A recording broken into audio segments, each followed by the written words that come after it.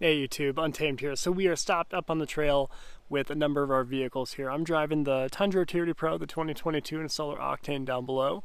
But I figured I'd walk up here and show you guys, of course, the 23 Sequoia Tier Pro in the ice cap color with the LX600 immediately behind it. So we have an F Sport LX600 behind it. A lot of people often compare these two. They're always like, hey, why don't you just get an LX600 for the family? And a lot of people are like, hey, why didn't you just keep the Land Cruiser? You can get a third row Land Cruiser. It's extremely snug.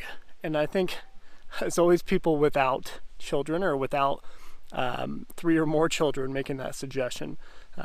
Even with small children, it's really tight, really snug to have a Land Cruiser base or even the LX600 with the third row. It's still very snug, and it's just not the most appropriate, I think. With the Sequoia, on the other hand, you get the extra size, right? And when you're about that dad life or mom life, you really appreciate that for sure. And you definitely take note of it as soon as you get into each of these vehicles here. So I'm just gonna do a real quick shot of them, nothing in depth in this particular video, but I wanted to show them both out here on the trails, as you don't typically see an LX600 on the trails, and it's performing just fine. But to be fair, it is nothing too crazy that we're doing out here. Kind of show you down the line here. And I'll do my best. I'll hop in real quick to kind of show you a first impression difference between the two of them here, size-wise.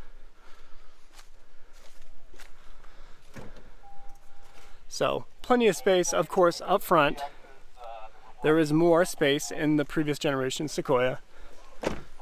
But the important part is how much you get back here. So let me just show you. Ah, shit. My bad. Sorry, guys.